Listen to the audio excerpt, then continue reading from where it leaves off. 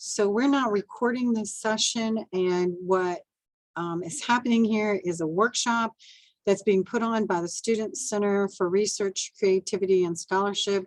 And the title of the workshop and the topic of the workshop is on how to find a faculty mentor. So I'm going to go ahead and share my screen. So I think this is the one I want to share. Okay, so you guys should be seeing a PowerPoint right now. So we'll stop sharing. Let me try one more time to share this. Here we are. So if you're seeing a PowerPoint, could you perhaps give me a thumbs up or something so that I can tell that that's what you're seeing? And we'll go ahead and say, okay, wonderful, and share from the beginning. So at any rate, this is the training session, and let's go ahead and jump right into it. So the first thing I want to tell you is that the whole purpose of the advanced program and SCRCS, which is the acronym for Student Center for Research, Creativity, and Scholarship, the whole purpose of that is to increase the amount of undergraduate research that's happening here at the University of Louisiana at Lafayette. So that is really important, because what it means is that in the past, you've kind of been on your own to try and find mentors, where now you have a facility whose job it is to help you get that done. So I think it's very important that we start sort of talking about what that program is and what its purpose is and how that program can help you. Then we're going to talk about some specific steps that you can take. That would be true not only at this university, but at any university. And I'm going to give you a couple of websites that you can go and look at to kind of get some tips about what to do. And then finally, we'll go take a look at the advanced website. So let's go ahead and look at what the goals are of the advanced program. So as I've said really already, but I'll restate it, is that the aim is to increase the amount of undergraduate research that's happening here at the university. But not only that, but to create an environment or a culture that across campus nourishes students as they try to do this. So it supports faculty that are working with undergraduate students. It supports undergraduate students and provides resources for them. It's part of the university's strategic plan. It was part of the accreditation process that the university just went through. And so what that means that's important for you as an undergraduate who's in the business of trying to find a faculty mentor is that there's support for you. And so it should really, I hope, make you feel very empowered, or as though you have opportunity. You just have to find the right one for you. So when I talk about what sort of resources there are, well, there's travel grants for students who are doing research and want to go to conferences. There's a new center for student research and creative and scholarly activity, which is located in the library. That's where I'm speaking to you from. And I don't think I introduced myself, so I'll take the moment to do that now. My name is Dr. Sherry Krayeski-Self, and I'm the director of this new center. Not only do we have resources for students, this center also has grants for faculty, which is important because those grants are supporting faculty who are doing research with undergraduates. There's resources for the library, for Writing Center. There will be a new journal for undergraduate research papers. This is probably going to start accepting papers at, I'm thinking, fall of 2022. And so there is stuff out there that you can get involved with and that will support you in your activities, okay? So let's start talking about the task at hand, which is finding an individual mentor for you to work with, okay? So first of all, let me tell you that this is a challenge. It's not just a challenge here at UL Lafayette, it's a challenge anywhere. So what you're seeing on the screen right now are undergraduate research centers that are at universities like Duke and Dartmouth and Georgia Tech. And what you'll find when you go look at these web pages is you'll find that undergraduate researchers there, just like here, have the same challenge of trying to find someone to work with. And why is this a challenge? Well, primarily because there's less faculty than there are students. And that's the bottom line of it. Now, one of the things that I didn't talk about that is true with advanced is that as the advanced program continues to roll out, there'll be classes that have undergraduate research opportunities embedded within the coursework. There's already some courses that do that, but there'll be more. And that'll give you more opportunity to be exposed to the research experience. But finding a one-on-one mentor, that's a little bit more difficult, again, because each instructor is outnumbered. There's lots of students who want to work with them. So there's challenges in finding what it is that you want. So how can you make sure that you're the person who a faculty member decides to work with? Well, the first thing I think that's important to do is to remember that you've got to take this task seriously, okay? It's no different than if you were trying to apply to graduate school or a professional school. You want to be that person that is really chosen or identified amongst all the other people who are involved. So let's go ahead and take a look at some of the advice that you'll find on the web pages that I just showed you, as well as many other web pages like them. So what kinds of things can you do? Well, the first step is to network. The first step is to get to know the faculty who work in the areas that you're interested in, and then also to get to know the topics that you're interested in a meaningful way, so that you're someone who can display an interest that is interesting to a mentor. So what are some of the things that are suggested that you do? Well, talk with faculty who you take classes with. So a lot of times those faculty that are leading your classes and teaching you already are working on things you're interested in, or they have colleagues who are doing that. Talk to other students. Make sure that you know what other students are working in what labs, and ask them, how did you get that position? How did you come into that position? And how do you keep that position? Is your laboratory hiring? Sometimes taking a job in a laboratory or a job with a facility or in a department that might not sound exactly like what you want can lead into something that you didn't expect. Check out the advanced website. So I'm going to show you that website in just a little bit, but the reason it's important to check that out is because this is an area where you're going to find lots of opportunities listed, and we're adding to that website all the time. So check that website out. Go to the faculty directory for the department that you're involved with. So for instance, if you're in biology, that's the department that I worked in for several years before I accepted this position. And if my students were interested in biology, I would tell them, go to the biology website and look at all the faculty who are working there. Read their work, go to their websites, check out what they do, and then look at the papers that are there. So you'll find faculty on the departmental websites that you may not find in just a listing for the whole university.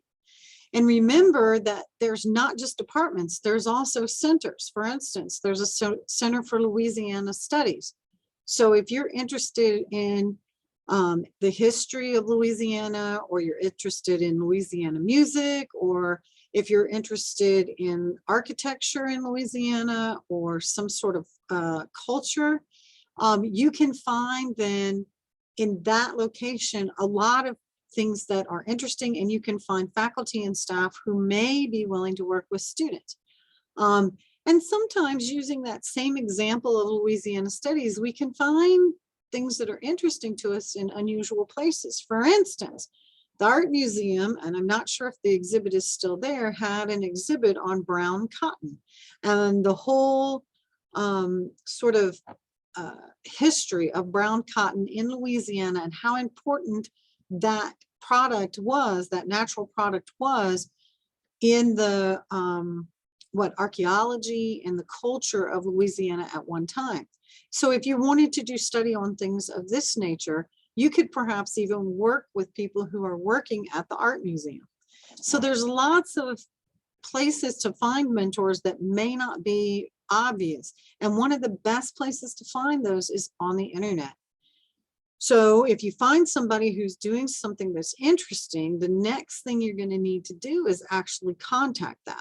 And we're going to talk about that in just a moment, but I don't want to forget this very last thing, which is graduate programs.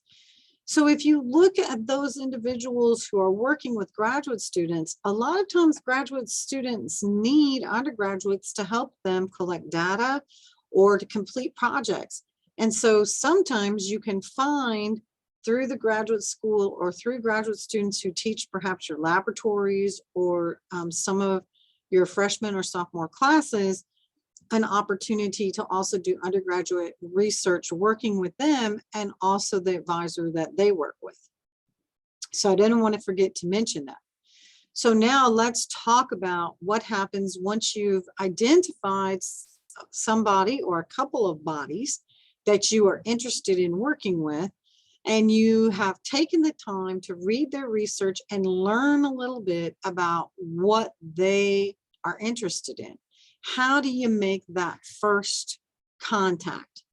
Well, the first thing to remember, and probably the most important thing to remember, is that mentors, faculty, staff, people working in the centers and in the other organizations around campus are busy. Just like you, they are very busy. So your first initial email should be very short and sweet. Notice here it says about 8 sentences. You need to introduce yourself. You need to tell them right away what it is that you're wanting. You need to tell them something about you that is important.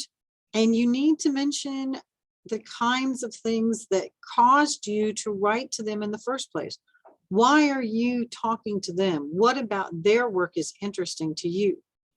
Remember here it says you're starting a relationship. Exactly. And first impressions do count. So make sure you spell everything right. You use punctuation. You're very polite in the way you address your letter, and you're very formal. Even if it's email, that impression is going to last. And if you want them to email you back, you're definitely going to want to put your best foot forward. Okay. Remember to show interest and enthusiasm. All right. And here I actually gave you a number of papers, especially if you're talking about science or engineering, really history, anthropology, any kind of topic that I can imagine your faculty are going to be publishing. Read what they've published, learn what they know so that you can then tell them why you're interested. If there is one space for an undergraduate worker, they're going to be much more interested in having someone who is interested in what they're doing. So they want someone who is interested in their interests. Okay. And that is because it will be easier for them to show you what to do if you show them that you're motivated. Okay. Make sure that you are very clear about how available you are and how long you are interested in working. Do you want a semester-long project? Are you willing to work between the time you contact them and when you graduate? What is it that you really are wanting and thinking that you need? And then I would also add to that, be open to what they tell you. In some cases, a project in their laboratory may take more than one semester. And if they tell you that, you need to make sure that you pay attention. And then also, of course, mention, the skills that you know that you have.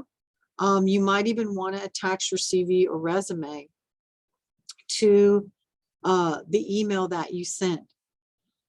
All right, so now we say, all right, the faculty are busy. We know we need to make that first contact. We've talked about doing some networking, getting to know who they are, thinking about that first email and showing some interest and being educated when you initiate that meeting.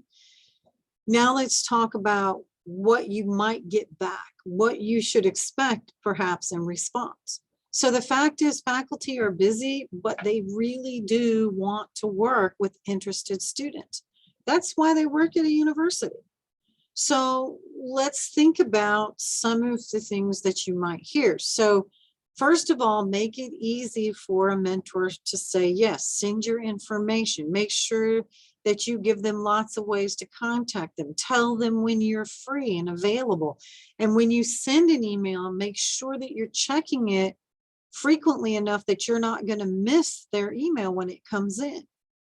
Make it okay for them to say no. If there isn't a position available and they write that back, respond back and say, hey, do you have a colleague who might have an open position?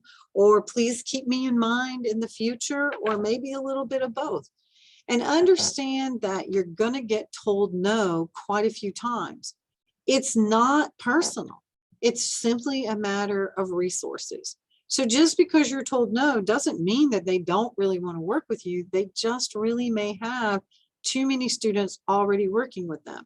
So keep that very positive attitude, because just because you're told no this semester doesn't mean that next semester they might say yes.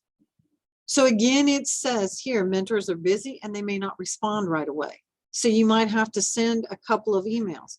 So sending out 2 or 3 follow-up emails is reasonable.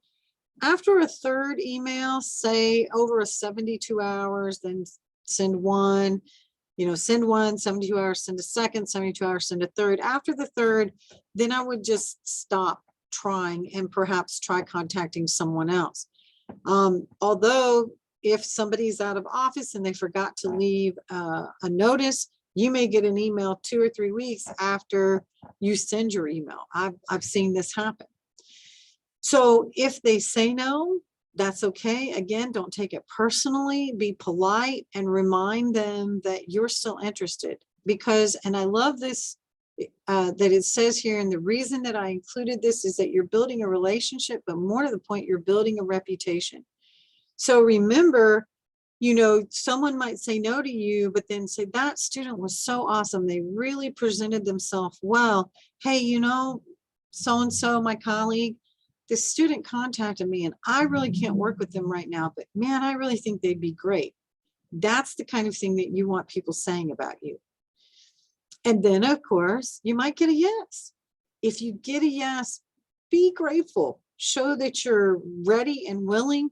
Listen to what they tell you. And if they say show up at a certain time in a certain place and do these things, make sure that you do that. Okay. It's important that you do that and that you communicate clearly with them, because this is an agreement about your time and your energy. And that time and energy is worth something, even if you're volunteering your time. And understand that when you work with a mentor, that you can volunteer your time, but you also can be paid. You can also earn credit, course credit. Most departments have some sort of independent study that you can do that will earn you some course credit. So ask if the professor or staff member or faculty don't know, then ask in the department where they work, is there course credit that I can get for this work, even though I'm not being paid? And remember that experience on your resume in and of itself is worth a lot. So these other things, I really feel like you should look at them as frosting on the cake. And being grateful for those things, I think really, again, helps set a tone for that first day of work. So hopefully I've kind of given you some ideas about how to begin the process of networking. You start on the internet, but you don't just go there. You talk to your professors. You talk to other students. Once you decide, okay, this is a list of faculty that I think would be good, you can get some assistance from my office. We can help tell you, we know that these faculty are working with students. If we don't know, we might be able to help you contact perhaps the department. Once you've decided which faculty you're going to contact, make sure that you take that very seriously. And then when you get the response, whatever that response is, consider how you're going to deal with those responses. And we've talked about those. So now let's go and take a look at the website, the advanced website. So I'm going to stop sharing for just a minute and I'm going to share a different screen. Okay, and so maybe you can give me a thumbs up if you're looking at the advanced website, so I know that that's what you're seeing. Thank you so much. And so you're seeing here then the advanced website. And there's a couple of different things, but right now what I want to focus on is right here where it says student research experiences. So SREs. Here at the university, that's what we're calling undergraduate research and creative and scholarly activity. And the reason that we're calling them student research experiences is because they can be course embedded or they can be traditionally mentored like what we're talking about today. They can be short, they can be long. There's a lot of different possibilities. And we have a few examples. We're actually growing out this web page, so there'll be more and more examples. But the two things I want to show you today are the student research opportunities and then student research dissemination opportunities. Now, before I go to those, I wanted you to notice that we do have a news section here on the web page. And also you can come over here and join our email list, and about every 2 weeks, you'll get an email from us about what's going on and what's new with the center and with undergraduate research, which would include mentors and who has opportunities. So let's go ahead and look at this then. So what you see here is on this web page already opportunities with the listing being by the deadline for application. So in this case, we've got December 2021, and notice that NIH has a program. December 1st is the deadline to make application. As you keep going, you see here some conservation leadership. We have some from the Department of Energy. Here's February. We keep going. Excuse me. We're going to see more and more opportunities. And then when we come all the way down here to the bottom, there are some that have rolling deadlines. And what that means is that these opportunities you can apply for throughout the year. They won't take students in, like say every month, but they do take them in periodically. So you can look at making applications throughout the year if you're interested. And so we have NASA has one.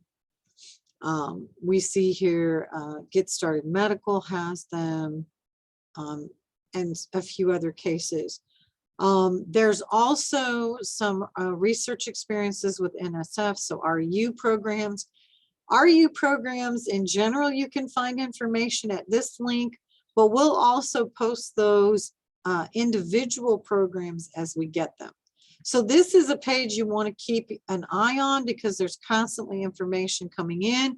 And if you hear about something, let us know for two reasons. One, we can put it up here so everybody can learn about it, which is a good thing. But two, we can also kind of help vet the announcement. Sometimes internships and scholarship opportunities may not be real. And so one of the things that the center can do is we can look at it and say, yeah, this is really a good opportunity. This is a legit organization. Or let's think about this a little bit, because not everything you see on the internet is reliable, right? And we know that. So let's also then look at the student dissemination opportunities. What's the difference? Well, here is when you start doing research, once you find a mentor and you start doing research, you can present your research at these kinds of events. So it talks about Poster on the Hill. This is in Washington, D.C. Notice the deadline there is the 13th of December.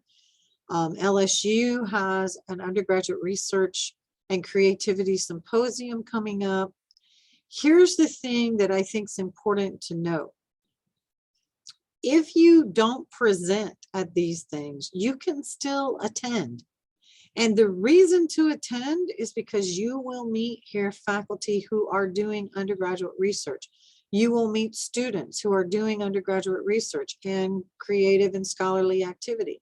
And that means this is a good place for you to actually get to know people who are doing the same kinds of things that you are doing.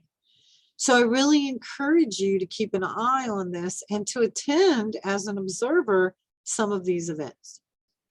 Okay, so I'm going to stop sharing. I'm going to go back one more time to the PowerPoint right here. And go then to our last slide to just sort of sum up. So there's a survey on the advance, all the way on the first page, all the way down at the bottom on the right, about undergraduate research. Let your voice be heard. Take the survey so that we can know what kinds of things you want. Check out the web page and check it often so that you see the kinds of things that are up there. And faculty do let us know when they're looking for students, and we put those advertisements up there. Let us know when you hear about programs, if you're in a program, because it'll help get other students involved in those programs. And then if you have questions, feel free to email advance@louisiana.edu or email me directly so that we can help you. So with that, I've said really what I prepared to say. And now what I'd like to do is ask, do you have any questions that I haven't answered that you would like me to? Oh wait, can you hear me? And let's see, I'll check chat as well, just to see if there's any questions. I'll give you a minute. And if there are no questions, then what I'm going to do is just thank you for your time. And I hope you have a wonderful afternoon.